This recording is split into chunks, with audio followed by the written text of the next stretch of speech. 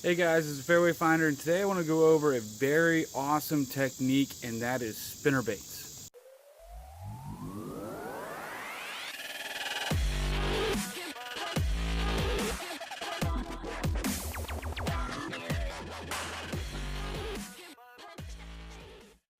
Alright guys, so depending on where you are in the country, spinner baits can either just work phenomenally well in the spring and fall time, or they work all year round. Where I live, kind of in the northern PA, and go up to New York sometimes for fishing, they work all year round depending on the conditions. Now, fall and spring, I can throw this all day, doesn't matter what condition it is, and you can get bites. It can be bluebird skies and you'll still get bites. Now, summertime, you normally have to, fiddle around with it a little bit, wait till it's a little bit cloudy, there's a little bit of chop on the water, or evening and morning, works phenomenal. Good way to catch some big bass and also catch numbers as well. Alright guys, I'm not a huge fan of having 1,000 different spinnerbait colors or the blade combinations. I'm really not into that. I'm into this one single color right here with a few variations.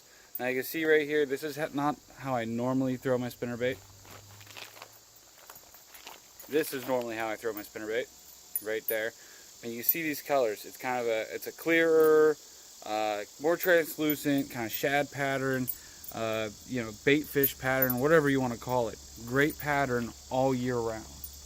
Recently I've been getting into only one spinnerbait, and that is the War Eagle branded spinnerbaits. They're the ones that have, the silver one blade and the copper or brass color other blade. They're both willow blades. I love burning these. They work very well for burning. You can see this one is in the sexy shad pattern. If it's a little bit too dark out there, I'll throw one of these out there. But normally it's one of those regular clearer patterns. Now there's this new one that they came out with, which is called the War Eagle Screaming Eagle. You see it right here. It's very compact. This is still a ½ ounce. I love ½ ounce spinnerbaits. Pretty much all I use. This right here is a ½ ounce. This is also a ½ ounce. Look at the size difference. You got quite a bit of size difference. The head itself is larger on this one, mainly because they put some of that weight right back there, where normally you don't have hardly anything at all. Now the nice thing about the normal ones is that they do have the lead that's back here is shaped in a way that you can put a trailer on there if you want to. This one you're not going to be able to do that, but I normally don't use trailers on spinnerbaits. This is one exception. I have one of them that has a trailer on it already, and it doesn't really do much. It's just, it kind of gives them a little bit bigger presentation, it looks a little bit more like an actual fish, but I normally don't use that. Okay, so I discussed the lures. Let's talk about the actual equipment. Now, it's personal preference on what people like to use for their spinnerbaits. I honestly love using a medium power, moderate fast action rod, which is this one right here. This is a Berkley Lightning Rod Custom. It's my first bait casting rod ever, and to be honest with you, I'm probably going to keep this one in my lineup for a very long time. It's a very light rod. It's a 6.6, so it's short as well. But to be honest with you, it has enough backbone. If I wanted to throw a jig on it, I could. But I normally throw swim jigs, the all-terrain tackle swim jigs that have the kind of like the lighter hook. But then also spinner baits.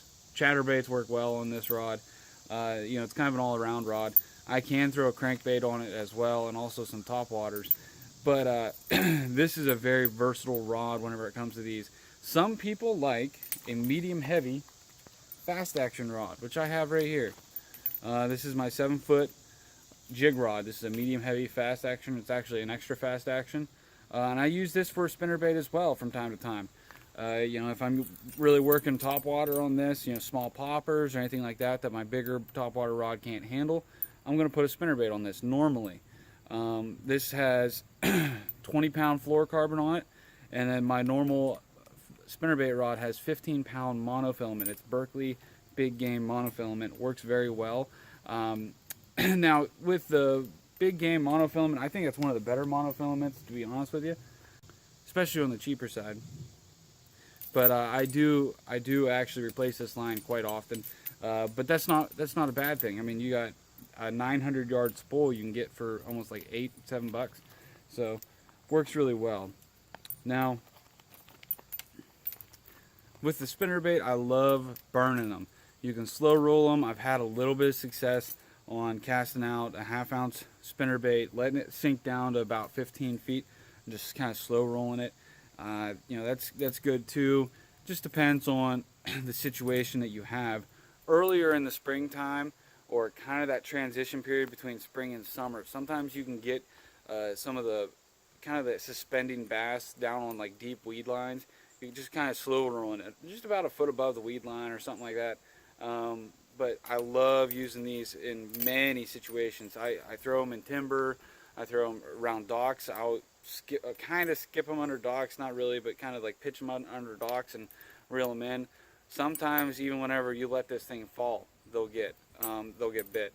So now these War Eagle ones I've had a lot of success with. That's the reason why I'm going straight to them and pretty much only to them.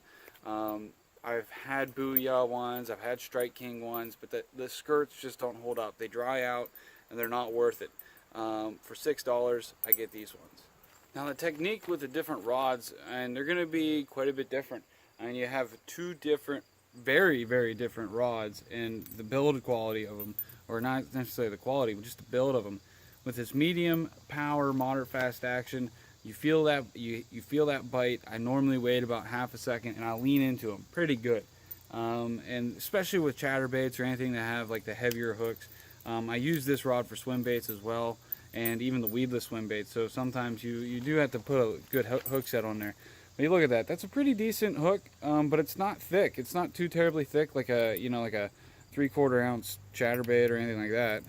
So a lot of times I can get away with one of these rods. You just give it a little bit of solid hook set, where with that medium heavy fast action rod, I mean, all you have to, and you pretty much are reeling, you feel that bite, and all you have to do is kind of like reel up a little bit quicker and barely lean into them, and then they're hooked. A lot of times they'll hook themselves. But depending on the rod you like to use, like I said, I love to use this 6.6 moderate fat or medium power moderate fast action rod. It works phenomenal, and I can get those lighter baits out there a lot, quite far with that rod loading up.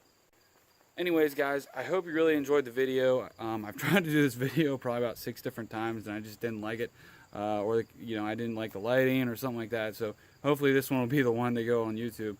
If you guys have any questions, please put them down in the comments. I'm gonna put these rod and reels combos in the description with links to the actual War Eagle spinnerbaits that I use. So if you have any questions, like I said, put them down in the comments. If you like this video, give it a thumbs up. A lot of videos like this that I'm going to be kind of bringing out. My channel is all about fishing, outdoors, do-it-yourself stuff. I have some Jeep stuff on here, so subscribe. All right, guys? You guys have a good day.